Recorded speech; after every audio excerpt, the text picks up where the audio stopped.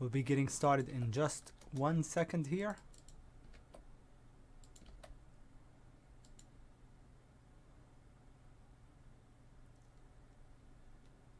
And I think we should be live on Facebook. Hi everybody. Welcome to another edition of the Strategic Swing Trader. I hope you are enjoying the holiday weekend. And welcome again. Let's go ahead and get started. Actually, before we start, I almost always forget a standard required disclaimer to let you know that trading is risky and that whatever we discuss today is for educational purposes only. If you'd like to download a copy of my free ebook, link for that is in the description below the video. But if you find benefit also in today's video and you'd like to help support our channel, please be sure to hit the like button and we would appreciate it very much. Let's get started. Hope everybody's doing well. We're going to talk about the market and then we'll go over the swing ideas for next week. As always, the daily watch list was copied and pasted into the description of the video so you wouldn't have to type it up from scratch. Bullish list and the bearish list. So we're going to go over all of that in the next 20 minutes or so. For now, the market. The market is an easy call. We just should not break under Thursday's low, which is what? On the Qs, it is 379.15. We should not break under it. If we do, that means we're probably going to pull back a little bit. As long as we stay above it, the bias should continue to be bullish. The SPY would be 450.150, Friday's low. But it's mainly, the most important thing is on the Qs, not to break under 379, let's just say. Okay, the IWM has looked different the entire year. It's been basing, but something interesting has happened to the IWM. As you can see, it's just a sloppy long base on the daily chart. But if you look at the weekly chart, we have what I call the 1, 2, 3 pattern. Now, the 1, 2, 3 pattern is when you have an igniting move, a narrow range bar, kind of a resting bar, and then a continuation bar. So bar 1 would be the igniting bar, bar 2 would be the resting bar, and bar 3 would be the trigger bar. So I like that pattern a lot. It's one of my favorite patterns of all time when it happens in the context of an uptrend. When it's a sideways trend, it's hard to know for sure whether it's going to follow through or not.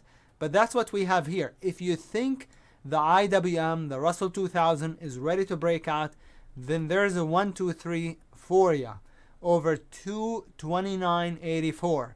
Stop under 224.33. Okay, on the IWM weekly chart. This is similar to the Netflix last week. Remember the 1, 2, 3? Remember I predicted Netflix would be the next big company to break out, and it had a 1, 2, 3. And there you go, it popped, even though it had been basing for an entire year. That was kind of the featured big name in last week's video, and you can go back and watch it if you want. But I said Netflix probably would be the next big name to pop, and it did on a 1, 2, 3 pattern, but also inside of a base. So it's a tough call when the 1, 2, 3 happens in an uptrend. Easy. But it did break out. Okay, so I think the IWM, we might see it break out next week. But the most important thing, as I said earlier, would be for the Qs to hold the Thursday's low, 379. And then if it does, then the bias will remain, for me, all out bullish. Now we're going to take a look at the swing watches for next week. Apple is already in open position in the newsletter. But it looks good, really good, for another breakout on Tuesday. Okay, Monday is a holiday, obviously, so long and then stop. So the entry would be over 155. The stop would be under 152.25.34. So that's kind of the entry and the stop. The target, there is no target. It's at all-time high. So there is absolutely no target. Just have to manage it. AIG is basing for a breakout. It's been basing for a while. It just has not broken out. The entry for this would be over 55.50. Stop under about 53.85. Okay. So AIG, if you look at the monthly chart, it actually hasn't really recovered from that fall in 2007 through 2009. It hasn't recovered at all.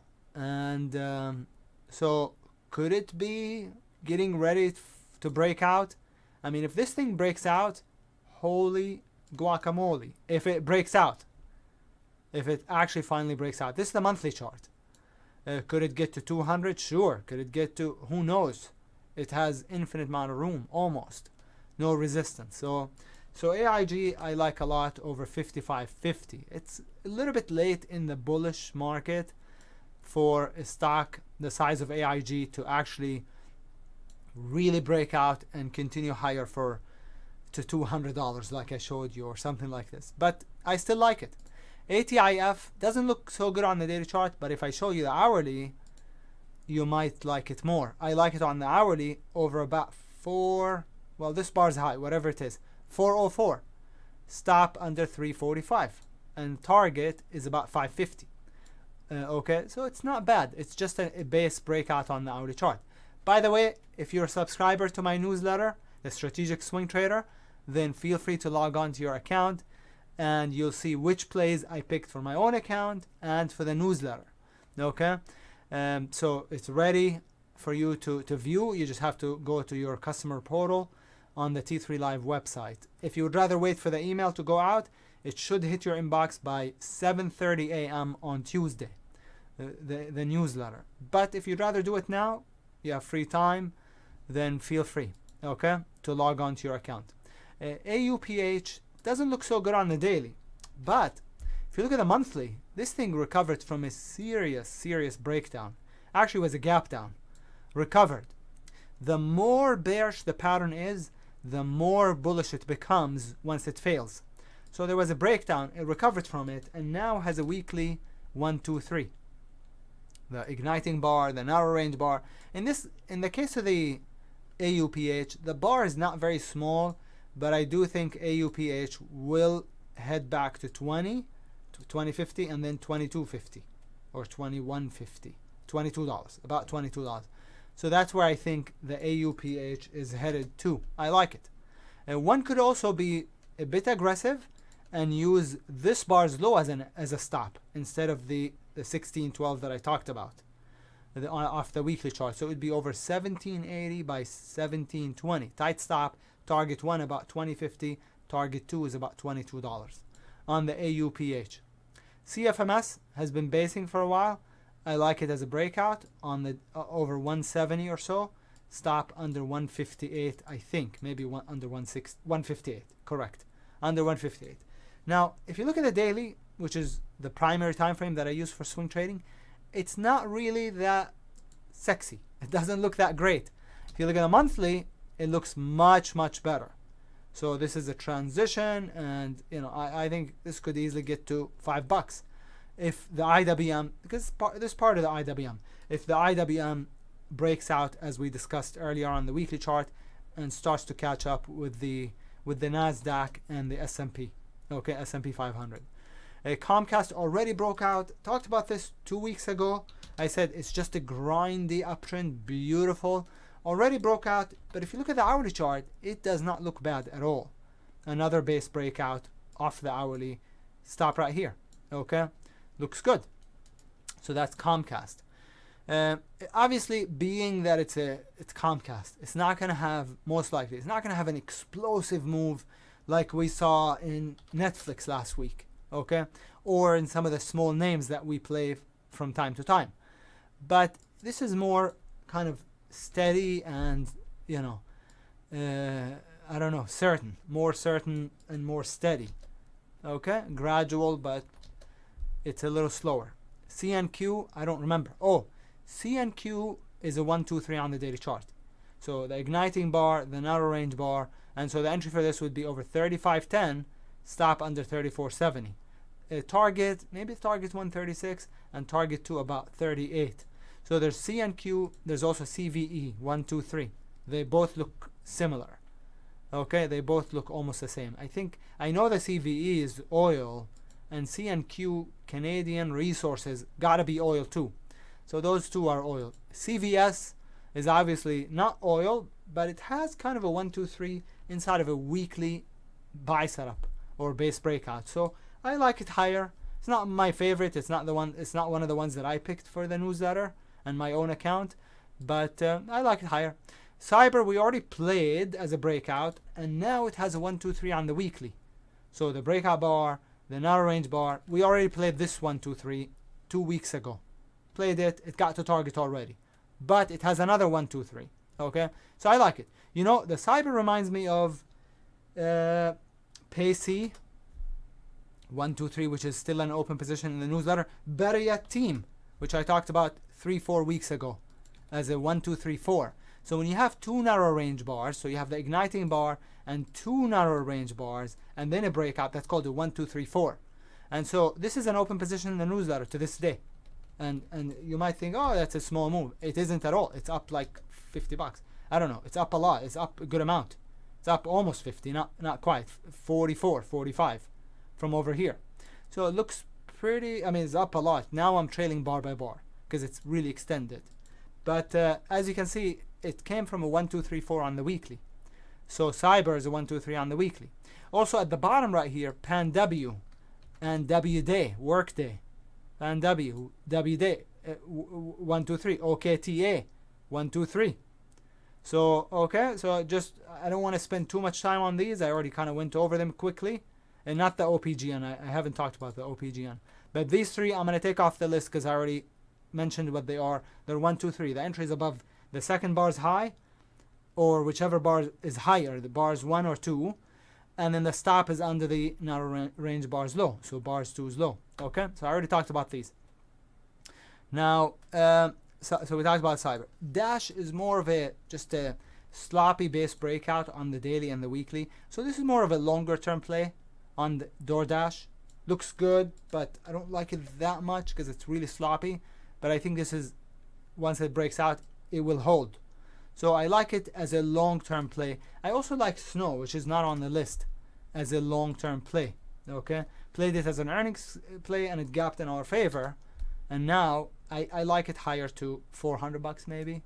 So I like Dash, Snow as breakouts, longer-term plays also. ENSG is a transition A on the daily chart. So when it comes to transition A, I like the 20 MA to be under price. You see how it's slightly above it, but sometimes if the play is good, like it looks good on other time frames, the weekly, the hourly, which the hourly on this looks good, looks excellent, it will go. Look what we played on Friday, what I played, and I still have it in my account, LTCN. The 20 MA was actually, if I open up the chart, you'll see that the 20 MA was above price, not below it.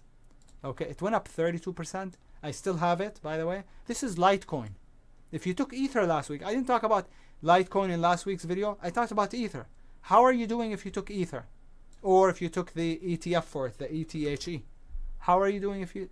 It's up 700 points, dollars, I think, Ether. Now, the cryptocurrency. ETHE, I also called twice in the newsletter, 2 open positions over the base, and then I got the 1, 2, 3. So a perfect opportunity to add. So Ether also doing well. But I talked about the LTCN to tell you that sometimes the 20 is not going to be exactly under price. Okay. So it's okay and it works. And this one had a 1, 2, 3 on the hourly chart also on Friday. Amazing. So the initial breakout and then the hourly 1, 2, 3. So this is, this Litecoin, grayscale Litecoin. Okay. And cryptocurrency is doing really well. So ENSG, similar. Geo, we played over here, okay, as a breakout, stop, and then we trailed it. I don't know where, here, obviously. Okay, it trailed out. But I still like it higher. I don't love it this pattern right here is not as good as that pattern there, but it looks good. It looks okay. Over $8, stop under the base, 745 or 754, and target around $11 or so, up near the top of the topping tail from June. Okay, so I like it as a prison stock. Let's take a look at that CXW, which I didn't look at. I think it looks completely different. CXW, the Geo looks much better. A IEA is a monthly buy setup, so that's what I like about it, is that monthly pullback. It's a deep pullback, but like the Origin or REGN, It worked, which I called earlier in the year. So it's a deep pullback. Oftentimes I don't like the deep pullbacks, but when they work, it's a huge play, a huge move. So the IEA, I like it over that topping tail over 1386, stop under 1170, long, and target would be, this is a long-term play, 22 and maybe $24. Okay, long-term play. The IEA. Net was a 123 on Friday. It triggered already, but I don't think it's too late. Over 131.60, stop under 126.18. Okay, it's a 123 that already triggered, but I don't think it's too late. OPGN is a little bit late because it's a monthly transition A breakout. See that monthly pattern? Looks good on the monthly chart. It's already kind of going on the daily, but it sort of has a 123. So long over that bar, 372, stop under 339 on the OPGN. ORCC is a base breakout. It looks better maybe on the weekly. See that weekly? It looks pretty good. So it just needs to break out over the base, stop under it, and target about $19 or so. Okay? On the ORCC. Last but not least is the VTGN, which is a pullback on the weekly to support to the rising 20, and it now has a 123 over 320 long, stop under 285. So those are the longs, and I have more, but those are the ones that I think are more ready to go on Tuesday, since Monday is a holiday. Here's the shorts. Not as many, but they look okay. ASMB had a gap down on Thursday. I like it short if it breaks under 309. A lot of these plays, they don't end up triggering, so it needs to get to the entry point. So it needs to break 309 for me to get involved in it or to even like it. The stop over 330, targets at all-time low, so who knows? We'd have to just manage it. STNE, which was an earnings play, and it worked, meaning we shorted it before earnings, gap down, and now has a 123. So I like it short under Friday's low, stop above it. Okay, I don't know what the target is. I'd have to look at, lots of room lower. Has plenty of room. I mean, to tell you the truth, it has room all the way down to $20 before it gets to support. People look at say, what about this base? Isn't the top of the base support? No, it's not if it already got breached. So you only look when you're looking for support and resistance points, you only look to what's directly to the left. You don't go further to the left unless there's nothing to the left. Unless, let's just say there was a gap right here. I'm going to show you. There's a big gap right here. The stock gapped up. Okay, then you can look further to the left. But if there is no gap, you don't look further to the left. You look to what's immediately to the left. And if there's no support in the form of a base or, a pivot or something strong, some failure pattern happened there that you think is strong, is going to stop price from continuing lower. And there isn't in this case. There is a bit of support right here, overlapping candles, and then the majority of it down at 20. Now, will the stock get down to $20? Probably not, unless the market turns bearish. So that would be kind of the target area initially, around 40, in that zone, so to speak. Okay, and if the market environment is conducive to a big drop in stocks, then this thing has room to about $20, 20 to 25. Okay, on the STNE. Next one on the list is SWBI, which is my least favorite maybe of the items on the list. It looks good, but it doesn't have a lot of room. It was an igniting gap on Thursday, a narrow range bar on Friday, so it's a 123, but you have that incredibly bullish, that pop, an area where the stock really moved hard from, so that's going to be support, and that's not too far below. So it doesn't have a lot of room to fall, but it has it has a couple bucks maybe, has about 10% room to the downside. But that's the issue with it, is the support. TCBI, similar idea, had a gap down and then a 123. Now this bar isn't very small, but that's okay, because I think once it breaks under it, if it does, then oh my god, look out below. Has a lot of room. Okay? TCBI. VYNE is a sell setup. So we had a professional gap down right here, Stock dropped, rallied back up towards the 20, and we have a sell setup, or you can call it a breakdown, because we based for a little while. So under the base, stop above it, and the target will be the prior pivot low from last month, around $1.38. And last but not least is the YUM, which is a transition C. In bullish markets, transition C plays don't work that well, so I try not to focus on them. But this one looks okay. Under the base, stop above it, and the target, again, is always the area from which the stock rallied really hard. So that's the area, basically.